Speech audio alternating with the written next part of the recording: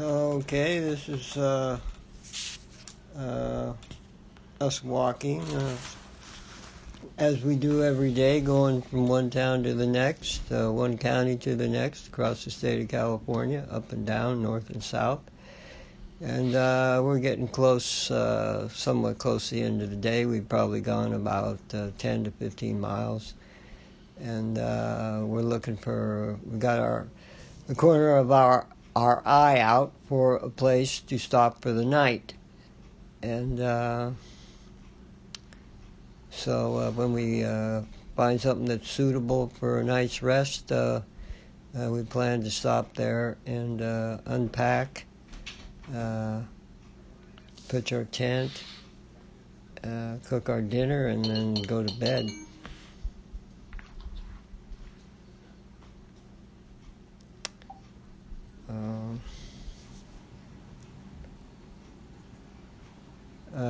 This kind of activity, which is really quite stellar, we travel alone. Have these cities pass all these no camping laws and use them against us to cite us for this kind of living. To us is unacceptable. We have a constitutional right to live this way. It's not harming anybody, as you can see as you watch the video. We're not a public nuisance. We're just living our lives as anybody that you see around us, going by in their automobiles or riding their bicycles. As you can watch us walk down the sidewalk, we're no more a nuisance than anybody else. Crossing the street, avoiding traffic, safely finding our way through the neighborhood. And here you go. We're found ourselves a park, and we spotted a place over against the wall, which we're headed for, where we can take the belongings off a little girl, relieve her burden, and I can pitch my tent and prepare a little spot for the night. We don't intend to stay here very long. We never do. It's just for the night, and then we'll be gone in the morning. So I'm tying the little girl to a tree, as you can see, looking around and making sure that there's nothing in the immediate vicinity that's going to cause problems, such as sprinkler systems or those kinds of things. And no, we don't see anything that's going to give us a problem.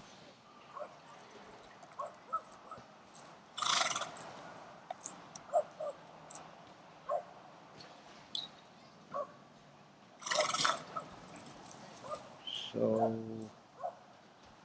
we unpack little girl. Doesn't take too long. Little girl is a mule that just doesn't like standing still. You tie her to a tree, a fence post, whatever, and she just has to do all kinds of stuff. She just doesn't want to stand still. I've had her for 25 years. She's been that way for 25 years. I suppose she'll be that way for the next 25 years.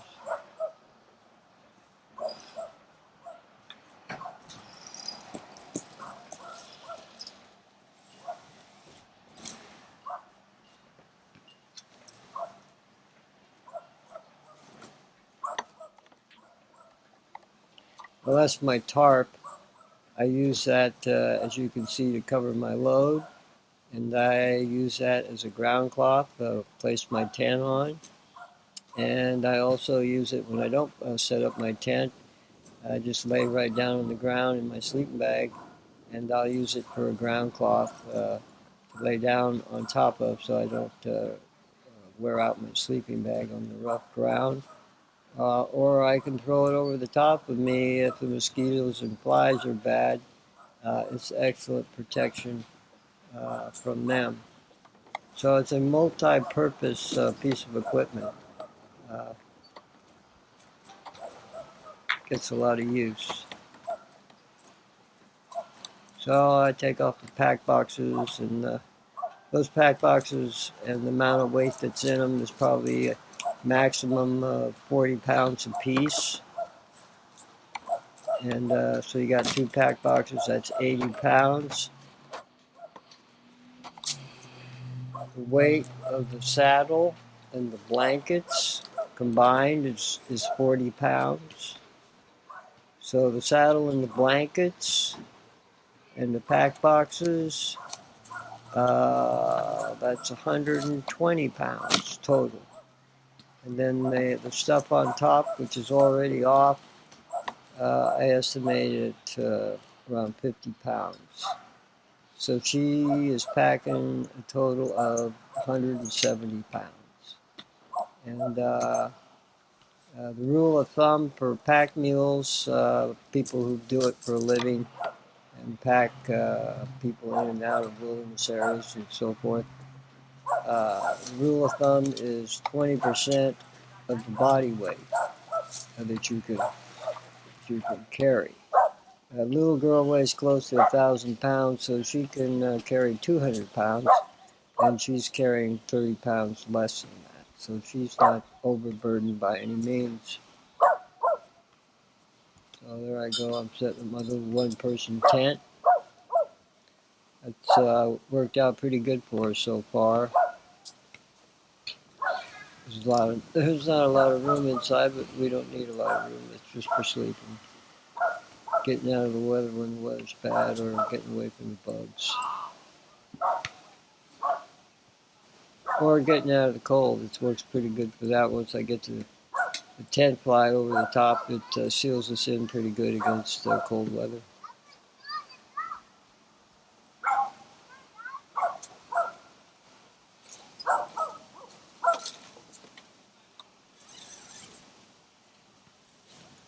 Sleeping bag.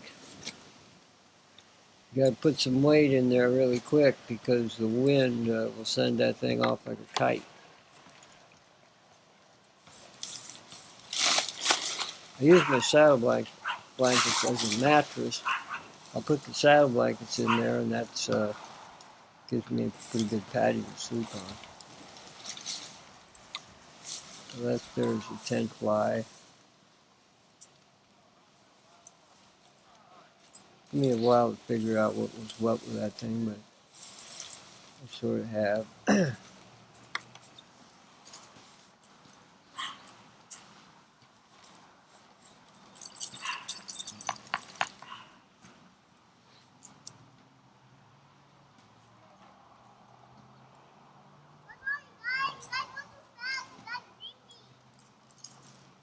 Yeah, any person traveling across country, going from state to state, uh, like we do, certainly has the right to use public space, parks, vacant areas, and stop for a night. There's no reason to cite anybody living like this. There's just no reason for it. They're not harming anybody. They're practicing a very wholesome, stellar way of living. People enjoy seeing it. It's a good example for kids to see. It's certainly not activity that should ever be cited, and the person doing it put in jail for simply stopping to rest for the night after walking all day long. So those are taking off what they call boots. You take them on and off just like you take off your shoes. You put them on in the morning, and at night you take them off. They work pretty well for the street. They don't work that well for being on rough country. They don't stay on too good, but as long as you're walking on the street and the side of the road, they work quite well. That's my pressure cooker. And then I got my little one burner Coleman stove I'll be pulling out of here. And that's a great little stove. I've been using those stoves for over 40 years. And I can cook up rice from the time I turn that stove off till the time I turn it from the time I turn it on to the time I turn it off, I cook up a meal of rice in 15 minutes. Yeah, very efficient and quick. And it's very safe, that stove. I mean, I've used that stove as in my tent, you name it. I've used that stove everywhere. It's just very safe. Use some good common sense in operating it. It's not something that's going to start a fire by any means.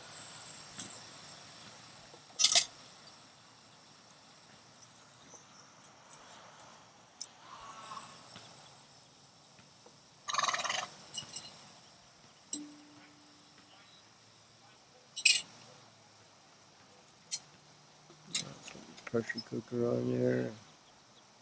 Put some food inside. Put on the lid. Put on the pressure valve there. And when that starts to rock, and whatever we got inside is in the process of cooking, and it doesn't take very long. And now I'm taking the saddle off. What's her name there? I got a lot of names for that mule, but her legal name is Little Girl. So I'm taking the saddle off of her.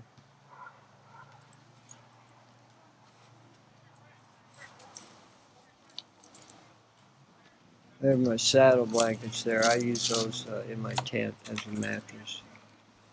When you're packing, the name of the game is to get as much use out of one item as you can. Just don't have one item for one thing. Have one item for many things, and then you're far better off. You're much more efficient, much more practical, much more versatile. Versatility is the key word. That is what enables you to survive, is versatility. I'm scratching her there.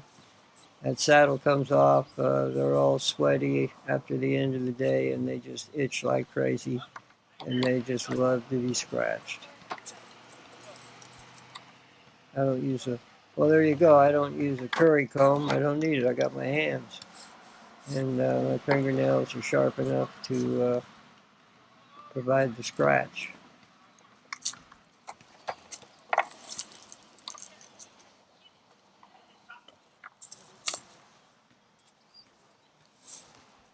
And that's my picket line. I'm securing it to a tree, and I can adjust it so it's, there's probably about 40 feet there if I want to adjust it to 40 feet, or I can adjust it somewhat less, whatever I choose to do. Tie a bowline. That's a knot that's not going to come undone. You tie it, it stays that way till you want to do otherwise to it. So I'll take her off the tree and put her on the picket line, and there she'll stay for the night. She has plenty of room to move around. She's got a radius of probably about right there. I think I adjust it to about 25 feet, so she's got a radius of 25 feet to move around on. She can lay down, go to sleep, do a little nibbling on some leaves, and relax while I fix myself something to eat for dinner. That's not the best part of the day, but close to the best part of the day, I guess, or making a meal, fixing dinner, and enjoying it. Doesn't have to be anything special, just you've been walking all day, you're hungry, and some potatoes will do the job. You'll enjoy it. And this is the way we take a dump. We throw a tarp over us. It's the same as when anybody in their house, they go behind four walls, close the door, Everybody knows what they're doing, but they don't see it. The same thing here. You may or may not know what I'm doing, but you don't see me. I do my dump in a bag, tie a knot, and there it'll stay until we get to an appropriate place where we can get rid of it. It's just as clean as the suburban lifestyle of using a bathroom and toilet and all the rest of that. It's done very cheap, very efficient, and it's extremely practical. And I take that tarp, stuff it back in a little bag. Until next time.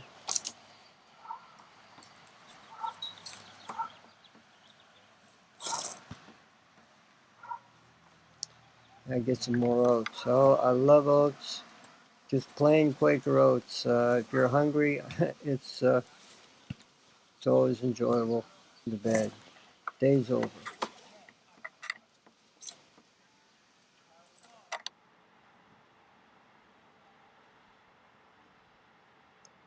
Yep. I'm getting up. Getting getting out of my tent. Start a new day. Check to see if little girl is okay, and she is. First thing I always do is grab some oats, and then I start doing taking down my tent, get my stuff organized so I can pack up. Get my tent down. I'll probably fix something to eat, have some breakfast, have a little time to just enjoy doing that, eating breakfast.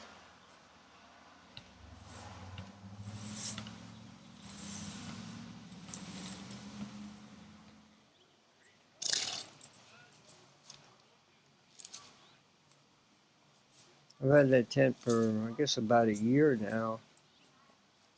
It's working very well. Working very well. I didn't think it was going to. I didn't really want to buy it, but I wound up doing so, and it's working okay.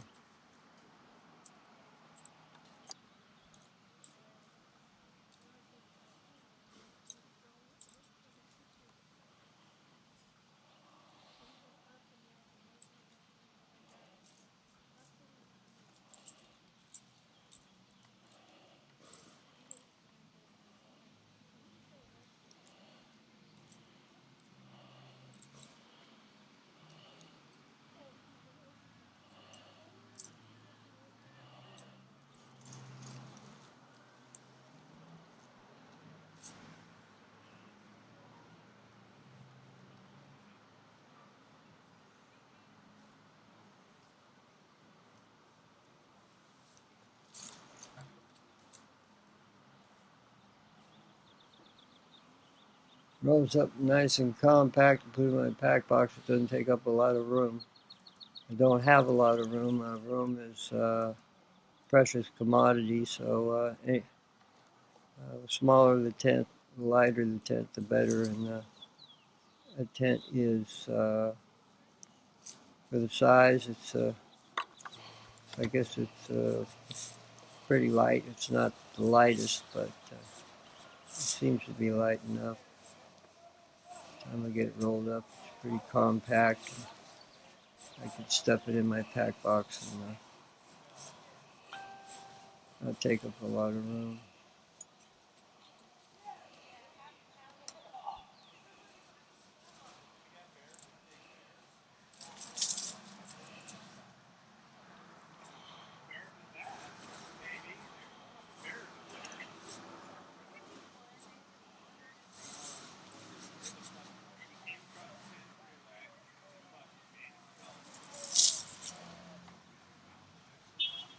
Yeah, as I watch this, it just amazes me that we get police called on us, and they come out and write us citations. It's just amazing to me that is something that is acceptable to do to somebody living like this. Yeah, it's something that really has to stop. I think it will when the public awareness becomes strong enough, and I don't think the public will tolerate it because it's a simple, basic way of living. It's something for everybody to enjoy, and everybody should. And to make it illegal, criminal activity, it's just it's insanity. The energy that is spent trying to criminalize us when there's so much stuff going on that's so serious, where the energy needs to be spent. It doesn't need to be spent on somebody uh, traveling across this country, exercising their constitutional right to live freely and responsibly outside. Yeah, these citations that are issued on us are illegal. What we're doing there, what you see us doing there, is constitutionally protected. Uh,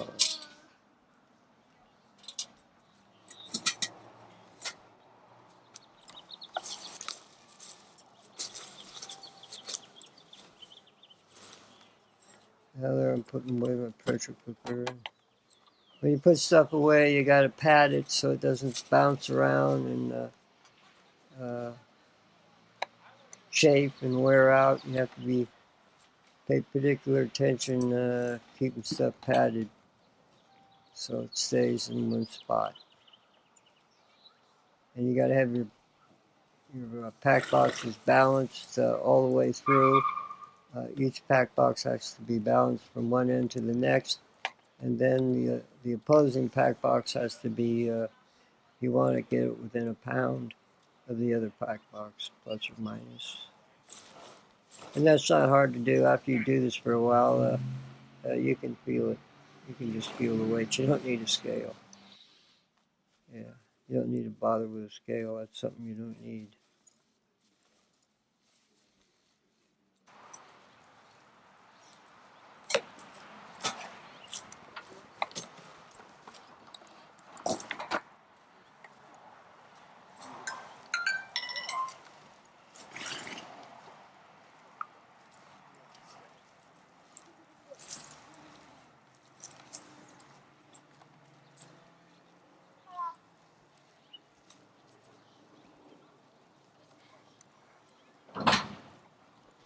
And I'm putting on her boots. She'll have those on all day long. When we take a lunch break, if I feel it, I need to, I can take them off, get them off her feet for a couple hours, and then put them back on.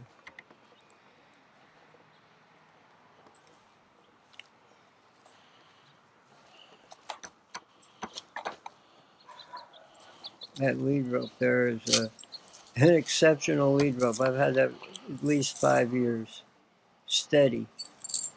That rope right there is at least 5 years old.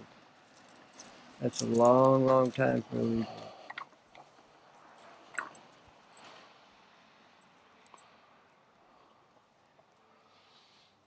And those halters, they look kind of shabby, but they're very practical.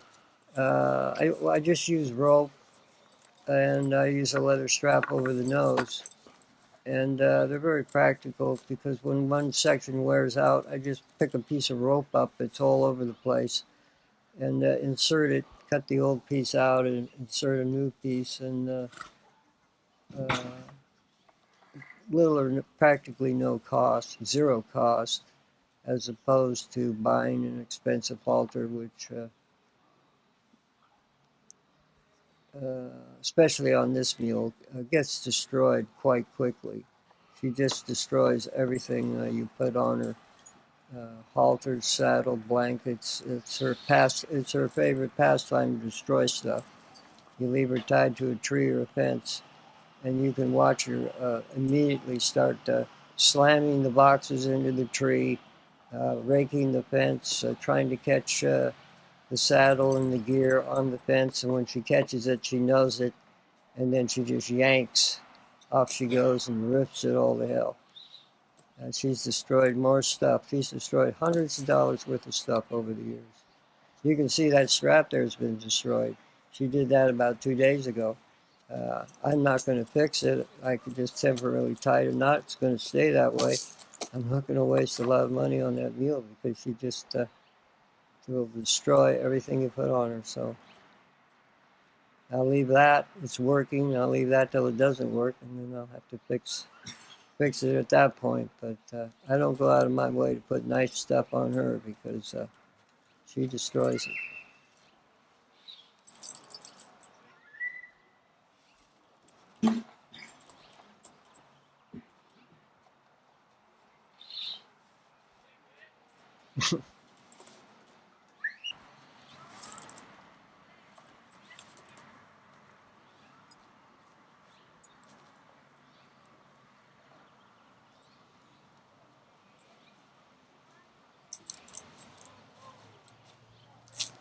I retrieved my picket line there.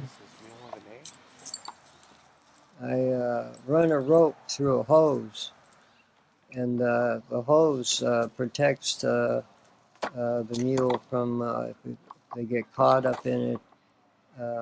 Protects them from getting cut. They'll get scraped up somewhat, but nothing serious. So use a hose if you put them on a picket line. Run your rope through the hose. It works very well.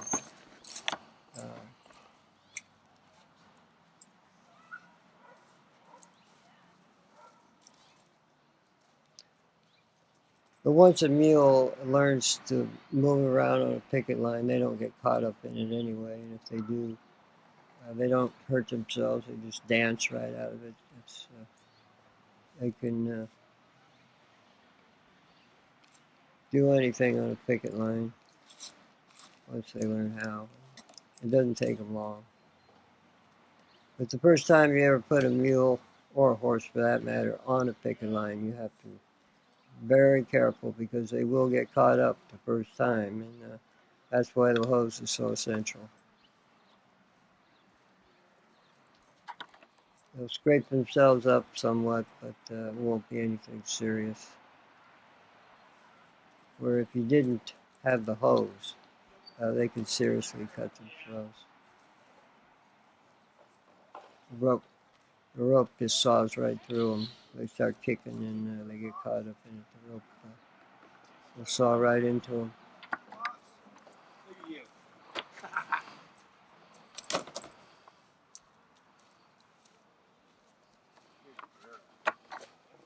Yeah, picket line up there.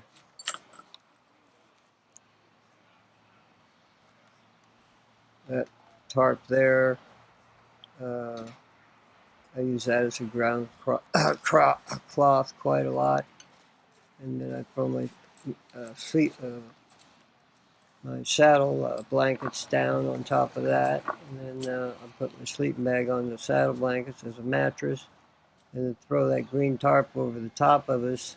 It's good for keeping off rain. It's good for keeping off the bugs when you're not using your tent. A lot of times, don't want to set the tent up. You're in a hurry. You know you're going to be getting up in the morning real quick and be on your way. It just saves you some time. Don't have to bother about taking up the tent.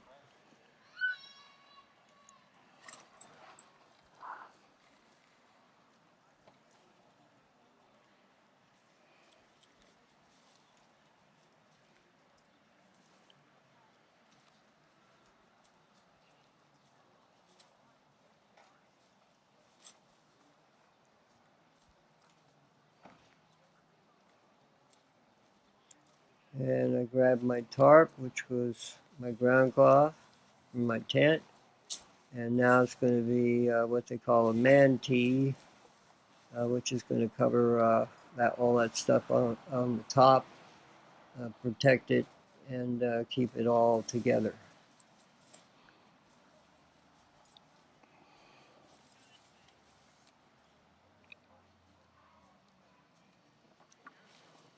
Just tuck it in like you're making your bed.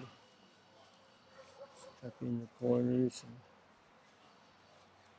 keeps all the stuff on top in one place. And you throw a rope over the top of it, crisscross the rope over the top, lash it down, tighten it down, and it'll stay in place all day long.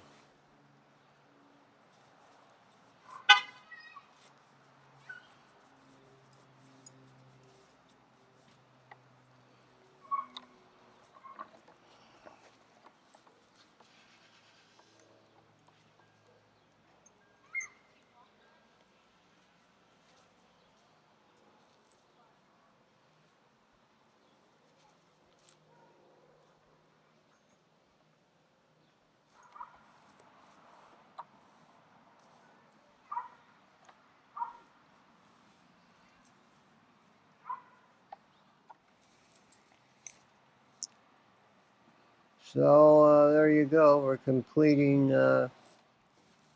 packing up little girl and getting off to a new day. And certainly not activity that should be criminalized. It's just insanity to try to do it. It's good, wholesome activity for people to enjoy and good use of public space.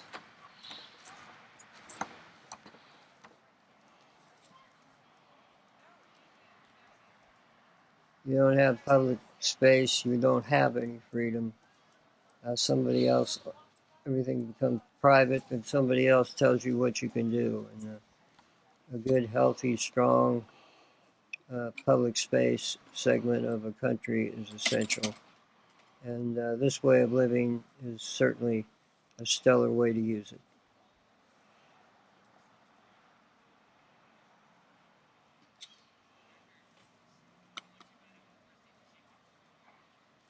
Something, what you see me doing there is something that anybody can do. You don't have to be anything special.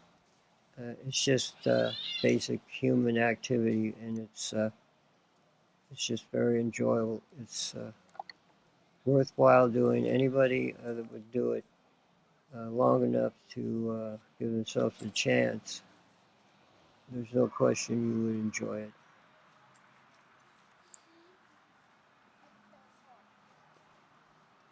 Not criminal activity. It's not criminal. That is not criminal activity. Yet people call the police. The police come out and say, "Well, you can't stay here. We don't allow horses in the park. We don't allow camping. Get up, get out of here. We don't care. Just get out. If you don't, we'll cite you. You'll go to jail. We'll impound your animal." It's outrageous that is being done to a person who lives like this, and it has to stop. This is a free country. This is a country that was founded by pioneers. This is the way they lived. It certainly wasn't criminalized then. There's no excuse to criminalize it now.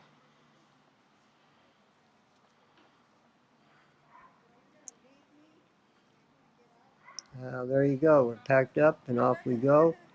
And another day begins.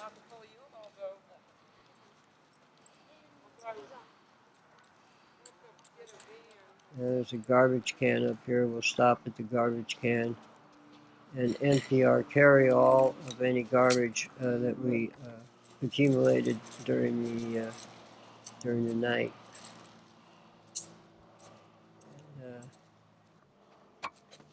There you have it. Just as clean as anybody living in a house.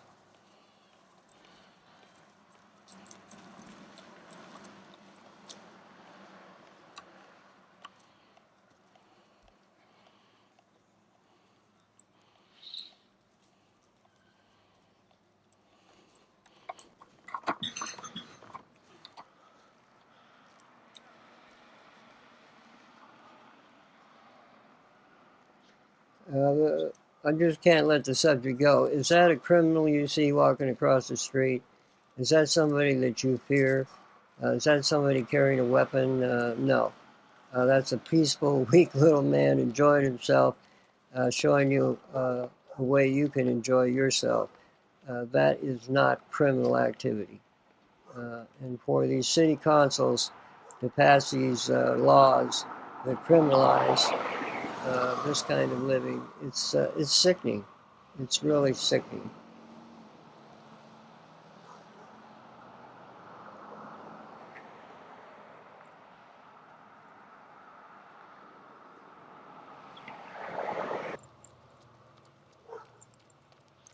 And little girl, as you can watch her move, she's not overloaded.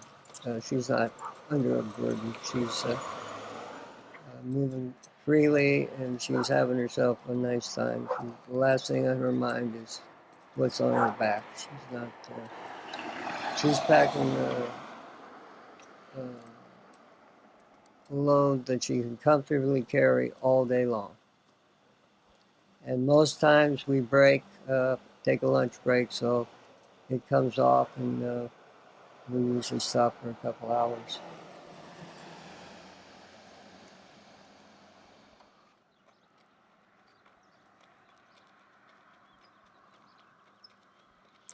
Yep, that's not a mule that's anywhere close to being overburdened.